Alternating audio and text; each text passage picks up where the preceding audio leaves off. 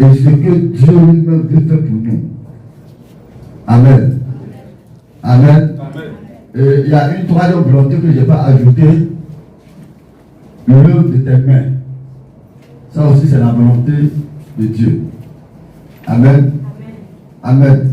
Mais si réellement tu fais ce que Dieu attend de toi, ce que Dieu veut faire pour toi, Dieu va te montrer.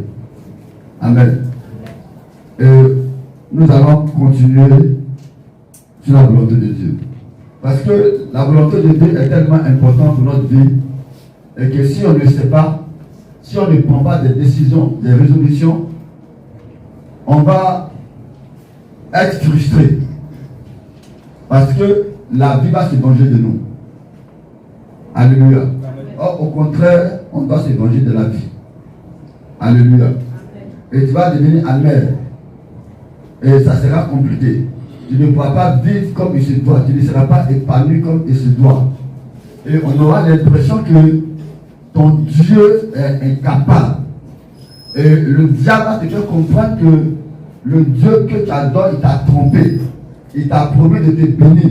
Mais regarde ta situation. Ça fait 5 ans, 10 ans, tu vas à l'église, ta vie ne change pas. C'est que c'est un Dieu menteur, alors va te chercher. C'est ainsi qu'aujourd'hui, dans nos églises, beaucoup de personnes sont dans l'église évangélique, mais ils ont fétiche. Beaucoup de personnes sont dans l'église évangélique, mais ils vont voir les marabouts. Beaucoup de personnes sont dans l'église évangélique, mais c'est leurs camarades païens qui les envoient chez les féticheurs, chez les marabouts. Pourquoi? Parce que sous prétexte que pour Dieu dure. Et que c'est le marabout là qui est rapide. Et on a plein de personnes comme ça dans nos églises. Ils sont assis parmi nous. Mais dès que ça chauffe net, quand leurs camarades païens, au lieu de convertir la camarade païenne, c'est la camarade païenne qui les envoie chez les marabouts. Et surtout les femmes, elles sont pleines parmi nous. Même des hommes, pleins. Pourquoi? Parce qu'ils ont duré à l'église, ils ne voient pas Dieu se manifester. Et ils voient leurs camarades qui vont chez les marabouts, chez les féticheurs, leur vie avance. Donc pour eux, Dieu là, il ne bénit pas. Mais ce qu'ils oublient, c'est que leurs camarades qui vont chez les féticheurs, chez les marabouts, ce que les marabouts leur demandent de faire, ils le font correctement et fidèlement. Alléluia. Quand on leur demande d'enterrer 10 bœufs, ils s'arrangent à enterrer les 10 bœufs. Quand on leur demande même de sacrifier leurs parents, ils le font. Quand on leur demande de sacrifier une partie de leur corps, ils le font correctement. Quand on leur demande de sacrifier leurs enfants, ils le font correctement. Mais nous, qu'est-ce que Dieu demande? Le peu même qui nous demande, on est capable, on ne le fait pas. Et on est étonné. Hébreux 10.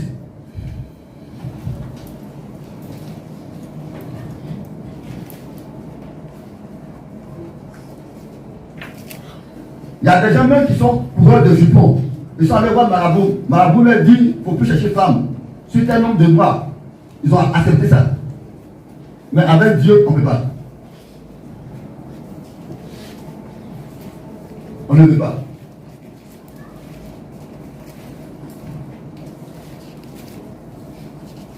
Nous avons fait au village. Moi, au village, quand mon papa mange, si on parlait, il ne mange plus. Sa nourriture est gardée. Il va attendre jusqu'à le lendemain. Il va demeurer dans la faim. Parce qu'il sait que s'il s'amuse, ce petit-là, pour le frapper. Amen. Et comme aujourd'hui, nous, on est sous la grâce, c'est pourquoi que la Bible, la grâce est trompeuse. Hébreux 10, 36. Comment? Hébreux 10, verset 36. Car vous avez besoin de persévérance. Car vous avez besoin de persévérance. Afin qu'après avoir accompli. Afin qu'après avoir accompli la volonté de Dieu, vous obteniez ce qui vous est promis. Vous obtenez ce qui vous est promis. Donc, ce qui veut dire que ce que Dieu nous a promis, pour que cela arrive à nous, ce que cela se manifeste, pour que cela soit palpable et dans sa totalité, cela est lié à la volonté de Dieu pour notre vie. Cela est lié à ce que Dieu attend de nous. Alléluia. Donc il faut que tu le comprennes. Mais ici, l'auteur nous exhorte en nous disant de persévérer. Donc quand on parle de persévérance dans une chose, ça veut dire que faire la chose n'est pas aisé, n'est pas facile. Alléluia. Ce matin, je voulais te faire comprendre que la Bible fait comprendre que accomplir la volonté de Dieu n'est pas facile. Accomplir la volonté de Dieu est difficile. Accomplir la volonté de Dieu est compliqué. Parce que nous allons rencontrer des obstacles sur le chemin. Nous allons rencontrer des difficultés sur le chemin. Nous allons rencontrer de l'humiliation sur le chemin. Nous allons rencontrer l'ingratitude des hommes et des femmes sur le chemin. Nous allons rencontrer la méchanceté des hommes et des femmes sur le chemin. Mais malgré cela, Dieu nous demande de persévérer. Et si on persévère, et que si on arrive à accomplir la volonté de Dieu, ce que Dieu a promis pour nous va se réaliser. En d'autres termes, rien ne doit nous empêcher d'accomplir la volonté de Dieu. En d'autres termes, personne sur cette terre ne doit t'empêcher d'accomplir la volonté de Dieu. Rien ne doit t'empêcher. Aucune chose ne doit t'empêcher. Aucun travail ne doit t'empêcher. La volonté de Dieu doit être ta priorité. Si réellement tu veux réussir avec Dieu, si réellement tu veux avancer avec Dieu, si réellement tu veux que Dieu change ta vie, si réellement tu veux que Dieu change ton identité, si réellement tu veux avoir un lendemain meilleur avec le Seigneur, tu vas savoir que la volonté de Dieu doit être la priorité de ta vie. Si tu perds ça de vue, tu seras frustré. Parce que tu n'auras pas ce que tu veux. Et tu seras dans l'angoisse, dans l'amertume, dans la tristesse. Et tu verras les autres être bénis. Tu verras les autres être prospères. Et tu seras obligé d'aller dans le monde. La Bible dit de persévérer. Nous faisons la volonté de Dieu avec persévérance. Alléluia. Amen. Et nous avons plein d'exemples dans la Bible. Nous pouvons prendre le cas de notre père Abraham. La Bible dit que nous sommes issus d'Abraham. Nous sommes fils d'Abraham. On va lire dans Exode 12, verset 1 à 6.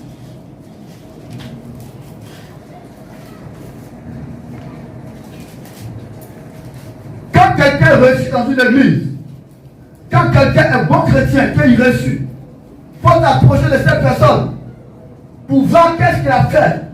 Il faut avoir un modèle. Pourquoi il a réussi? Pourquoi toi les choses n'avancent pas? Exode 12, verset 1 à 6. L'Éternel dit à Moïse et à Aaron dans le pays d'Égypte. Non, je laisse 12, pardon. Verset 1 à 6. L'Éternel dit à Abraham, va-t'en de ton pays, de ta patrie et de la maison de ton père, dans le pays que je te montrerai. Je ferai de toi une grande nation et je te bénirai. Je rendrai ton nom grand et tu seras une source de bénédiction. Je bénirai ceux qui te béniront et je maudirai ceux qui te maudiront et toutes les familles de la terre seront bénies en toi. Amen. Amen. Bon, lis. Abraham partit comme l'Éternel le lui avait dit et Lot partit avec lui. Abraham était âgé de 75 ans lorsqu'il sortit de Charem. Abraham prit Sarai, sa femme, et Lot, fils de son frère, avec tous les biens qu'ils possédaient et les serviteurs qu'ils avaient acquis à Charan. Ils partirent pour aller dans le pays de Canaan. Amen. Amen. On va s'arrêter là. Dans ce passage, nous voyons clairement ce que Dieu a promis à Abraham. Et nous voyons ce que Dieu attend d'Abraham. Nous voyons la volonté de Dieu. Dieu attend quelque chose d'Abraham.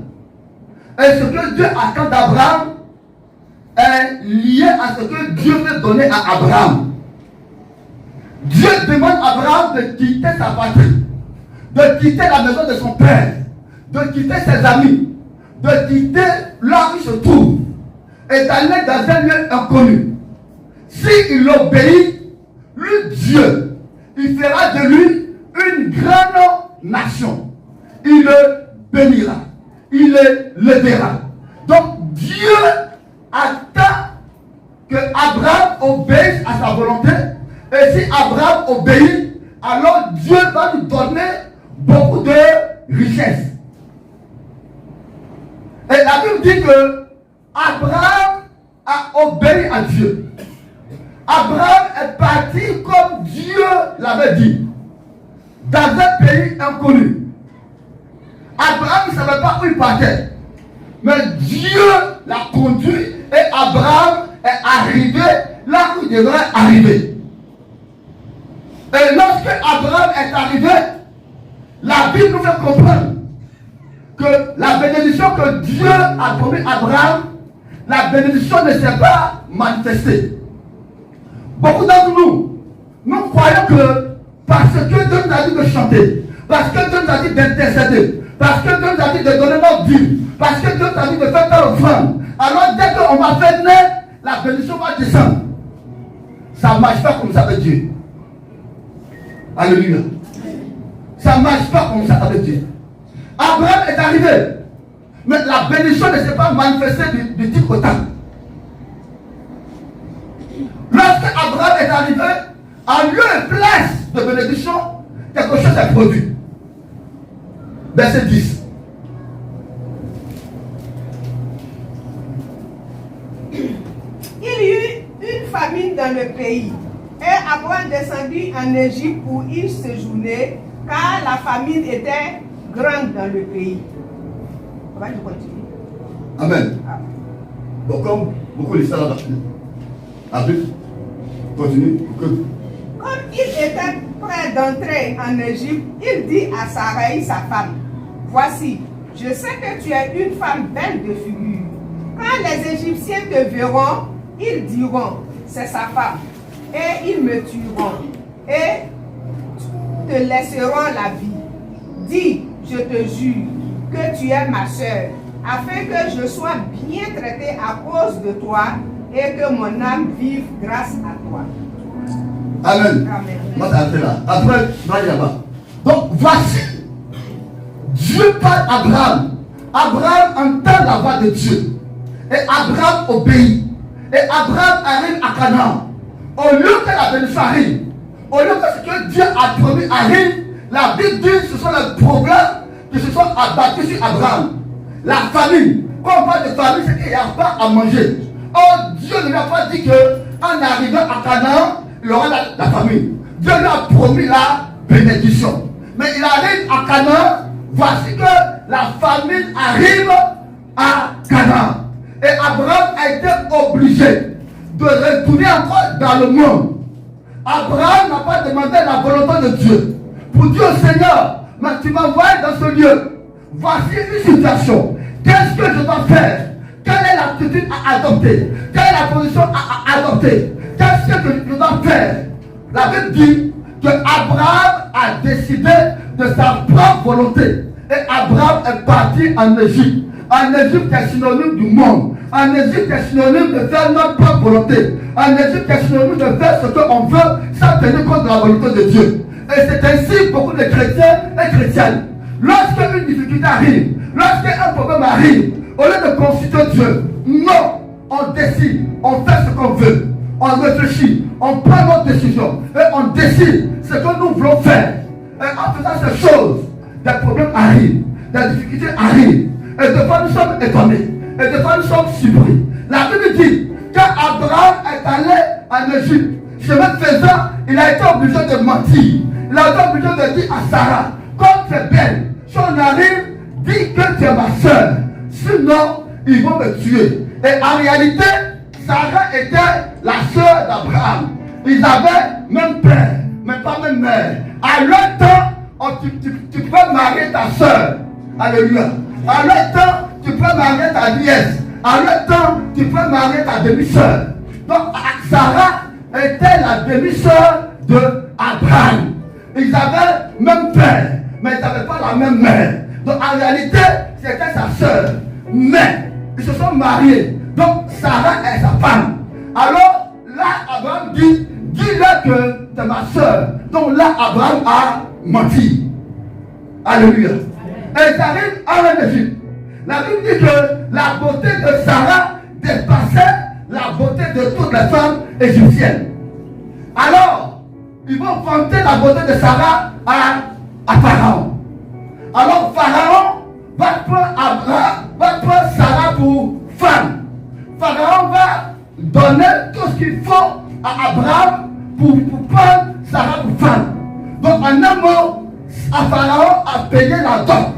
Et Pharaon a pris Sarah pour femme.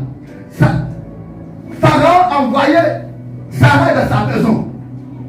Et comme en 7 ans chez le roi, quand on prend une femme, on va d'abord la préparer, l'entretenir, avant que le roi ne parte avec elle. Alléluia. Et c'est dans cet entretien-là que Dieu, dans sa grâce, va se révéler à Pharaon, frapper Pharaon avec sa maison, avec sa famille. Donc Pharaon n'a pas eu le temps d'aller avec Sarah. Pharaon n'a pas eu le temps de coucher avec Sarah. Dieu s'est révélé à Pharaon et Dieu a frappé Pharaon pour lui dire que la femme que tu as, la femme que tu as prise là, c'est la femme de quelqu'un. Alléluia. Si Dieu n'avait pas intervenu, Abraham perdait quoi? Sa femme. Or la Bible dit, celui qui a trouvé une femme a trouvé le bonheur. Donc en un mot, Abraham perdait son bonheur. Mais gloire soit rendue à Dieu. Que le Seigneur a intervenu en faveur d'Abraham. Je prie que Dieu intervienne en ta faveur dans le nom de Jésus. Quelles que soient les erreurs que tu as commises, quelles que soient les fautes que tu as commises, que l'Éternel te fasse grâce et qu'il intervienne en ta faveur et que tu ramènes sur le bon chemin, afin que tu puisses entrer dans ta grâce, que tu puisses entrer dans tes bénédictions, dans le nom de Jésus de Nazareth. Bien-aimé, Abraham a souffert. La personne est pas venue. C'est un chef qui est venu. Aujourd'hui, cela arrive à beaucoup d'entre nous. Dieu nous fait des promesses. Dieu nous demande de poser des actions. Nous finissons de poser. Et nous croyons que la bénédiction va venir du type au tas. Et lorsque la bénédiction traîne, alors nous choisissons nos propres voies. Nous choisissons nos propres chemins. Et ça, c'est l'une des erreurs graves de la vie chrétienne, des chrétiens. Raison pour laquelle beaucoup de chrétiens sont dans la souffrance, dans la difficulté.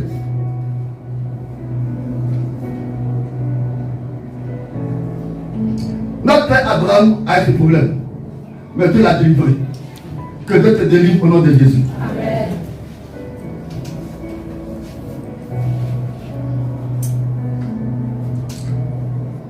Amen.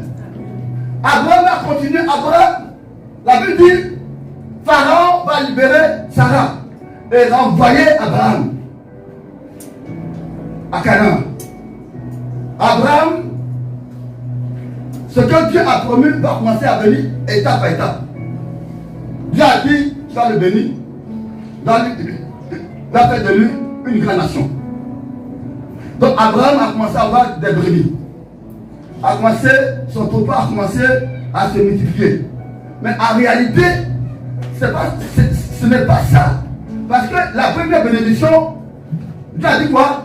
Je ferai de toi une grande nation. Amen. Amen. Donc ça veut dire que je vais te donner enfant. Mais avant même que Dieu ne l'appelle, il a 75 ans. Il était marié, mais il n'avait pas encore d'enfant. Pourtant, à leur temps, les gens se mariaient à 30 ans. Quand il y a eu la généalogie, le papa d'Abraham s'est marié à 60 ans. Il a fait des enfants. Mais Abraham, jusqu'à 75 ans, il n'a pas d'enfant. Donc c'est une grâce même que Dieu l'a fait. Abraham va continuer à obéir à Dieu, à demeurer là où il va demeurer. Et voici qu'un autre problème va subir. Le second problème qui va arriver dans la vie d'Abraham, c'est l'humiliation que son neveu a mis sur lui. Son neveu l'a humilié. Son neveu a été, non seulement l'a humilié, mais il a été ingrat avec Abraham. Abraham a subi l'humiliation. Abraham a subi l'ingratitude de son neveu. À tel enseigne qu'Abraham a été obligé de dire à son neveu Lot, on ne peut plus vivre ensemble. Si tu vas à gauche, j'irai à droite. Si tu vas à droite, j'irai à gauche. En d'autres termes, que notre chemin ne se croise plus. Ça veut dire que son neveu l'a tellement humilié, l'a tellement rabaissé. Frère, tu vas connaître des humiliations dans ta vie. Les gens vont te rabaisser à cause d'obéir à Dieu. Les gens vont t'humilier parce que tu veux accomplir la volonté de Dieu. Les gens vont te rabaisser parce que tu veux accomplir la volonté de Dieu. Abraham a accepté cette humiliation. Abraham a accepté ce rabaissement. Abraham pouvait être le premier à choisir, mais il a laissé son neveu pour choisir. Alléluia. Abraham a subi cette humiliation. Il a été rabaissé. Il a accepté. Et la Bible dit, après avoir accepté cela, Dieu va se révéler encore à lui. Et Dieu va lui dire, ce que j'ai dit là, je vais le faire. Amen.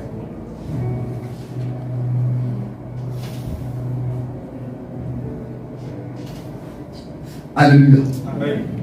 Et les années passent. Rien. Abraham ne voit rien à l'horizon. Et une nuit, Dieu s'est révélé à Abraham pour lui dire, Abraham se plaignait pour dire à Dieu, je suis vieux, je vais mourir. C'est Eliezer de Damas qui va prendre l'héritage. Dieu va lui dire non, un enfant sortira de tes entrailles, c'est lui qui sera ton héritier. Abraham a cru. Les versets qui ont suivi, Satan va rentrer en jeu.